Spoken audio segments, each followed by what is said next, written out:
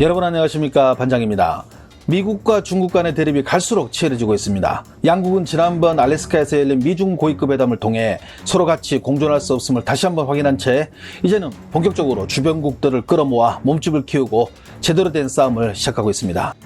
먼저 미국은 EU와 함께 중국의 가장 아픈 부분인 신장 위구르 지역의 인권 문제를 제기하면서 제재 명단을 발표하며 선제 공격을 날렸습니다. 중국도 이에 맞대응하기 위해 같은 처지에 있는 러시아와 함께 공동전선을 구축하고 있습니다. 러시아 또한 야권 지도자의 구속수감이나 체첸공화국 내 인권 문제로 EU에게 제재를 받아온 만큼 인권 문제를 대하는 데에는 중국과 이해관계를 같이 하기 때문입니다. 이를 위해 지난 3월 22일, 23일 이틀 일정으로 러시아의 세르게이 라브로프 외교장관이 중국을 방문했는데, 국내 언론에서는 중국의 왕이 외교부장의 초청으로 두 나라가 전략적 협력 강화를 위해 만났다고만 보도되었지만, 중국 언론이 전하는 내용은 국내와 기류가 좀 다릅니다. 러시아가 중국의 인도, 한국과 함께 공동전선 구축해 미국에 대항하자 제의한 당일 러시아 국방차관의 방한 소식이 누설되었다.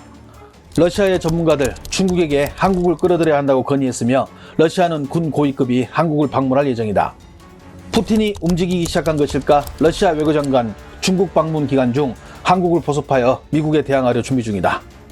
중국 언론은 지금 총성 없는 전쟁이 시작됐다며 중국과 미국은 국제무대에서 서로의 세력을 넓혀 자신의 힘을 과시하고 있는데, 이제 그 무대는 한국으로 옮겨졌다고 보도하고 있습니다.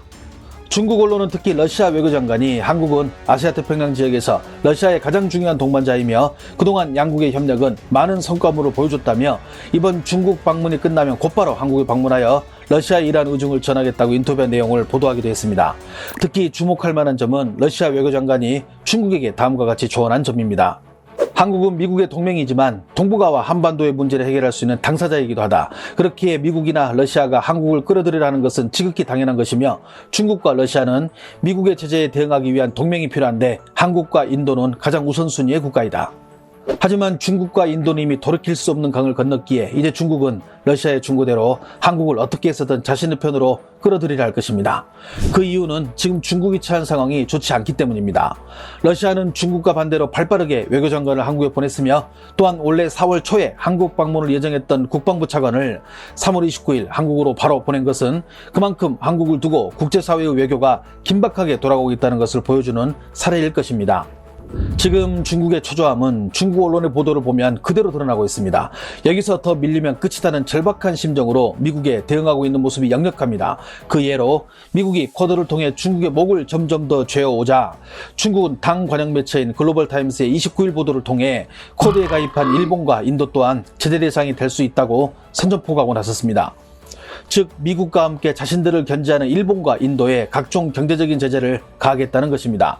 중국은 이를 통해 일본과 인도 그리고 미국과의 틈 벌리기를 시도하려는 것으로 보입니다. 특히 중국은 일본에 대해서는 극도의 분노를 표출하고 있습니다. 지금까지 그렇게 적극적이지 않던 일본이 미국과의 국방외교회담을 마치고 적극적으로 미국의 편에 서서 자신들에게 포신을 겨누자 중국에게 악의적 공격을 가한다며, 만약 미군이 대만 문제에 개입하면 가장 먼저 공격을 받는 지역은 일본에 있는 미군 기지가 될 것이라고 지난 23일 경고한 바도 있습니다. 한 명이라도 아군이 더 필요한 이 상황에 그나마 중국이 희망을 걸어볼 나라가 우리나라였습니다. 우리는 그동안 미국의 쿼드 가입에 경제적인 문제를 이유로 줄타기를 하고 있었던 것이 사실입니다. 이에 중국은 한국에게 일말의 희망을 걸고 자신들과 함께 서주기를, 아니 같이 서주지 않아도 적어도 미국의 편에 서는 최악의 상황만은 막고 싶어 했습니다.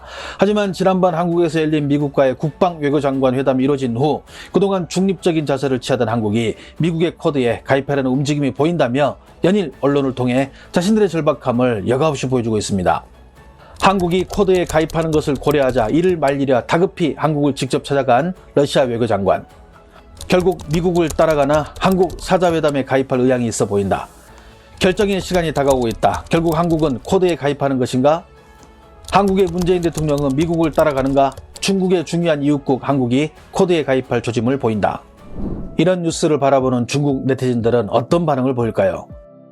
한국은 중국과 같이 미제국주의를 물리쳐야 해. 한중 우호 만세. 한국이 중립만 취해줘도 좋을 텐데. 저렇게 발빠르게 움직이는 러시아를 본받아야 하는 것 아닌가? 한국은 분명 쿼드에 가입하니까 환상은 버리자. 한국이 미국과 대치한다고 꿈 깨자. 한국 정부의 현명한 선택을 진심으로 바랍니다. 한국을 난처하게 만들지 말자. 그냥 지금처럼 중립적인 태도만 취해줘도 괜찮을 텐데. 미군이 한국에 있는데 한국은 분명 코드에 가입할 거야. 미국에 맞서 싸울 나라는 중국, 러시아, 북한, 이란, 파키스탄. 한국은 없어. 상황이 이렇다 보니 중국은 다급해지기 시작했습니다. 정의용 외교부 장관은 왕이 외교부장의 초청으로 4월 2일부터 3일까지 중국의 샤먼에서 양국 외교장관 회담을 가질 예정입니다. 국내 언론들은 한국의 신임 외교부 장관이 미국도 아니고 중국을 먼저 가는 것은 이례적인 일이며 중국이 코드와 관련하여 한국을 약한 고리로 인식하고 한국을 반중연대에서 분리시키려는 의도로 보고 있습니다. 물론 중국은 분명 그런 의도가 있습니다. 하지만 정의용 장관의 이번 중국 방문을 앞두고 일정을 조율할 때 중국 외교부는 보기 드물게 몸을 낮추는 장면을 보여줬습니다. 사실 우리 외교부는 블링컨 미국 국무부 장관이 다녀가고 얼마 안 돼 바로 중국으로 가는 것은 마치 중국이 정 장관을 불러 경고하는 모습으로 비칠 수도 있어 조심스럽게 접근하자 중국 외교부 대변인 화춘영은 중국 측 기자들의 한중 외교장관 회담과 관련된 질문에 다음과 같이 답을 했습니다. 한국과 중국은 가까운 이웃이자 중요한 협력 파트너로 양국은 줄곧 긴밀하게 소통을 이어나갔습니다.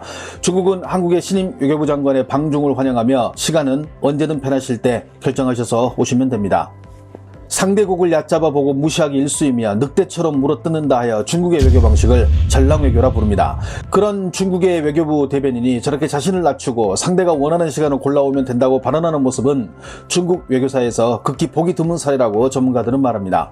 홍콩의 남아조보는 지난 30일 전문가의 말을 빌어 중국이 현재 각국의 외교장관들과 긴밀한 협력을 강화하는 가운데 지금까지 교류를 맺고 있는 국가와는 달리 가장 중량감 있는 한국의 외교 책임자를 중국으로 모셔온다며 중국은 이번 기회를 통해 북한 문제와 코드 문제를 해결하고 싶어 한다고 전했으며 중국의 황구시보는 지금까지 5개 국가의 외교 책임자들이 중국을 방문했지만 이번 정의용 장관의 방문은 중국에게 가장 중요한 시점이며 과연 이번 방문을 통해 고립된 중국의 문제를 해결할 수 있을지 관심사라 전했습니다. 특히 중국 사회과학원 국제문제 전문가 장혁위는 펑파이신원에 낸 기고문을 통해 다음과 같이 말했습니다. 중국과 미국 사이에서 철저하게 실리를 추구하는 나라는 오히려 한국이다. 일본은 미국이 두는 바둑알 역할을 한다면 한국은 중국을 이용하여 북한과의 문제를 해결하는 등 철저하게 실리에 맞게 중국과 외교를 하는 나라이다. 저 전문가의 말이 맞을까요? 한국은 이번 중국과의 외교장관 회담이 이루어지는 거의 같은 기간에 미국에서 열리는 한미일 3개국 안보실장 회의에 서훈 국가안보실장이 참석합니다. 여기에 중국은 대내외적으로 해결해야 할 문제들이 만만치 않습니다. 중국의 신장 위구르 자치구산 면화 문제로 불거진 나이키, 아디다스 등 당이 나서서 진행했던 글로벌 브랜드에 대한 중국 소비자들의 불매운동은 이미 소강 상태로 접어든 것으로 알려졌습니다. 홍콩 사우스차이나 모닝포스트에 따르면 나이키 아디다스 제품은 3월 28일 중국에서 정상적으로 판매가 시작됐으며 더 비참한 사실은 한창 불매운동을 하던 26일 밤에는 여성용 나이키 신발이 약 12만원 특가로 올라왔는데 35만 켤레가 순식간에 팔려나갔다고 보도했습니다. 참 서글프지 않습니까? 국민들이 자발적으로 나선 것도 아니고 당이 나서서 직간접적으로 독려했는데 불매운동은커녕 더 잘 팔리니 말입니다. 우리나라가 일본 제품 불매운동을 한 것을 보고 한번 따라해 본 것 같은데 절대 중국은 이런 운동이 성공할 수가 없습니다. 이유는 간단합니다. 극단적인 이기주의 때문입니다. 나라가 어려움에 처했을 때 집에 있는 금을 팔아 나라 곳간을 채운 대한민국과는 별이 다르다는 것입니다. 여기에 중국은 대외적으로는 필리핀군의 움직임에도 대응해야 하는 상황입니다. 중국은 필리핀의 배타적 경제수역 안에 있는 남중국해 휘선 인근에 220여 척의 중국 선박을 정박시켜 놓고 필리핀과 영유권 분쟁을 벌이고 있었는데 보다 못한 필리핀군이 이 선박들을 몰아내기 위해 2014년 우리나라에서 도입한 FA-50PH 경공격기를 출격시켜버린 것입니다. 당시 필리핀은 우리나라에서 12대를 도입해 갔으며 이 공격기를 투입해 이슬람 반군 소탕 작전에서 큰 성과를 얻은 필리핀군은 현재 추가적으로 12대를 더 구입하기 위해 검토 중인 것으로 알려졌는데 마침 이 전투기를 이용하여 중국의 상황을 감시 중에 있는 것입니다.